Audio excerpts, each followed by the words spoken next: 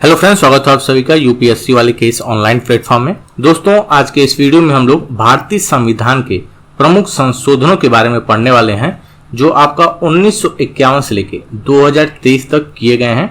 ये सभी संशोधन बहुत ही इंपॉर्टेंट है। इस वीडियो का पीडीएफ आपको हमारे टेलीग्राम ग्रुप से मिल जाएगा, जिसका लिंक डिस्क्रिप्शन में दिया गया है। वहां से आप टेलीग्राम ग्रुप ज्वाइन करके आसानी से इसका पीडीएफ प्राप्त कर सकते हैं।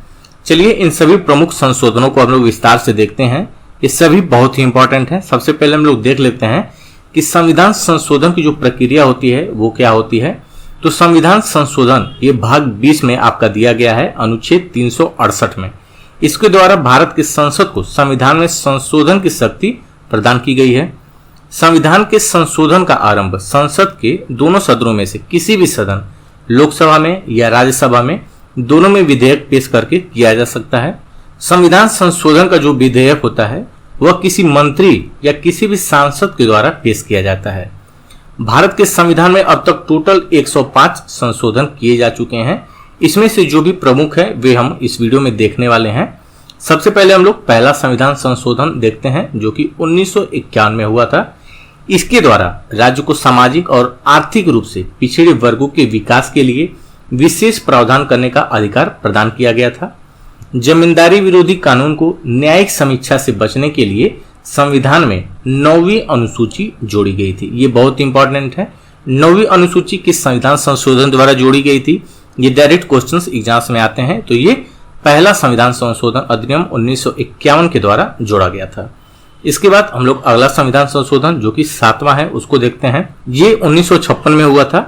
इसके द्वारा राज्य पुनर्गठन अधिनियम के माध्यम से 14 राज्यों और 6 केंद्र शासित प्रदेशों का गठन किया गया था।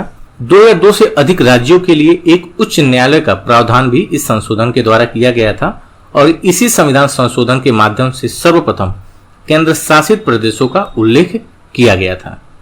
इसके बाद जो अगला महत्वपूर्ण संविधान संशोधन है वह है 10वां संशोधन अधिनियम 1961। इसमें पुर्तगाल से केंद्र शासित प्रदेश के रूप में दादरा और नगर और हवेली का अधिग्रहण किया गया था। इसके बाद 21वां संविधान संशोधन अधिनियम है 1967। इसके द्वारा सिंधी को 8वीं अनुसूची में शामिल किया गया था। मूल रूप से संविधान की 8वीं अनुसूची में 14 भाषाओं को शामिल किया गया था और 15वां भाषा सिंधी हो गया आपका। और इस समय वर्तमान में 8वीं अनुसूची में टोटल 22 भाषाएं शामिल हैं। 22वां संविधान संशोधन अधिनियम 1969। इसके द्वारा असम से अलग करके मेघालय को बनाया गया था। ये भी इंपॉर्टेंट है। इसके बाद हम लोग देख लेते हैं 26वां संशोधन अधिनियम 1971। इसके द्वारा रियासतों के शासकों को दिए जाने वाले प्रीवी पर्स और विशेषाधिकारों को समाप्त कर दिया गया था। ये विशेषाधिकार क्या थे? तो इनको राज्य सरकार या भारत सरकार द्वारा कुछ अनुदान या रियायतें दी जाती थी, वो रियासतों के शासकों को समाप्त कर दिया गया। इसी को प्रीवी पर्स या विशेषाधिकार कहते थे। इसके बाद हम लोग अगला महत्वपूर्ण संविधान संशोधन देखते हैं जो कि है 36वां संशोधन अधिनियम 1975। इसके द्वारा सिक्किम को भारत में शामिल करके 22वां राज्य बनाया गया था। 35वें संविधान संशोधन द्वारा उसको आधा राज्य का दर्जा मिला था, लेकिन सिक्किम को भारत में शामिल करके 22वां राज्य 36वां संशोधन अधिनियम द्वारा बनाया गया था। ये बहुत ही इंपॉर्टेंट है। कई बार एग्जाम्स में क्वेश्चन डायरेक्ट पूछा जाता है। 22वां संशोधन अधिनियम 1976 जिसे लघु संविधान का दर्जा भी दिया जाता है, इसके द्वारा कई संशोधन हुए थे, जिसमें से मेनली हम लोग देखते हैं, बाकी सब आपको पीडीएफ में मिल जाएगा। इस संशोधन के द्वारा प्रस्तावना में संशोधन करके 3 शब्द जोड़े गए थे जो कि थे समाजवादी, धर्मनिरपेक्ष और अखंडता। ये क्वेश्चन डायरेक्ट पूछा जाता है कि कौन से शब्द प्रस्तावना में जोड़े गए थे और किस संविधान संशोधन द्वारा जोड़े गए थे। तो ये 42वें संशोधन द्वारा जोड़े गए थे। लोकसभा और राज्य विधानसभाओं के कार्यकाल को 5 वर्ष से बढ़ाकर 6 वर्ष कर दिया गया था। और इसी संविधान संशोधन द्वारा मौलिक कर्तव्य को भी जोड़ा गया था अनुच्छेद 51 क में, और भाग 4A में इसको जोड़ा गया था। किसकी सिफारिश पर? तो ये स्वर्ण सिंह समिति की सिफारिश पर इसको जोड़ा गया था मौलिक कर्तव्य। और इसको कहां से लिया गया है? तो इसको रसिया से लिया गया है मौलिक कर्तव्य को। इसके बाद हम लोग अगला संशोधन देखते हैं जो कि इंपॉर्टेंट है 44वां संशोधन अधिनियम 1978। इसमें मेनली जो 42वें में किया गया था उसका विपरीत लगभग किए गए थे संशोधन। तो इसमें लोकसभा और राज्य विधानसभाओं का जो पहले से 5 वर्ष था उसको दोबारा किया गया, 6 वर्ष को हटा दिया गया। आपातकाल की स्थिति में आंतरिक अशांति के शब्द को सशस्त्र विद्रोह से प्रतिस्थापित कर दिया गया। संपत्ति के अधिकार को मौलिक अधिकारों की सूची से हटाकर, जो पहले अनुच्छेद 31 में था, इसको वहां से हटाकर विधिक अधिकार की श्रेणी में शामिल करते हुए संविधान में अनुच्छेद 300 क में इसको जोड़ दिया गया। इसके बाद हम लोग दूसरा इंपॉर्टेंट संशोधन देखते हैं, 52वां संशोधन अधिनियम 1985। ये बहुत ही इंपॉर्टेंट है। इसमें दल बदल के खिलाफ कानून बनाकर संविधान में 10वीं अनुसूची को जोड़ा गया था। ये बहुत इंपॉर्टेंट है, कई बार डायरेक्ट क्वेश्चन इससे पूछा जाता है। तो दल बदल कानून के लिए 52वां संशोधन किया गया था। इसके बाद हम लोग अगला संशोधन देखते हैं, तो है 56वां संशोधन अधिनियम 1987। इसके द्वारा गोवा को राज्य का दर्जा दिया गया था। इसके बाद अगला है 61वां संशोधन अधिनियम 1989। ये बहुत ही इंपॉर्टेंट है। लोकसभा और विधानसभा चुनाव के लिए जो पहले मतदान की आयु 21 वर्ष थी उसको घटा करके 18 साल कर दी गई। ये भी इंपॉर्टेंट है, इसको आप लोग जरूर ध्यान दीजिएगा। 21 वर्ष से 18 साल कर दिया गया था 61वां संशोधन अधिनियम द्वारा। इसके बाद है 65वां संशोधन अधिनियम 1990। इसके द्वारा SC/ST आयोग की स्थापना की गई थी, अनुच्छेद 338। अगला संशोधन अधिनियम है 69वां संशोधन अधिनियम 1991। इसके द्वारा 70 सदस्यीय विधानसभा और दिल्ली के 7 सदस्यीय मंत्रिपरिषद के प्रावधान के साथ दिल्ली को राष्ट्रीय राजधानी क्षेत्र दिल्ली बनाया गया था। तो 69वां संशोधन अधिनियम 1991 राष्ट्रीय राजधानी क्षेत्र दिल्ली बनाया गया। 73वां संशोधन अधिनियम, इसके बारे में तो आप लोग जरूर जानते होंगे, 73वां और 74वां। 73वां द्वारा पंचायती राज संस्थाओं को संवैधानिक दर्जा प्रदान किया गया था और इसमें संविधान के भाग 9 और 11 अनुसूची जोड़ी गई थी।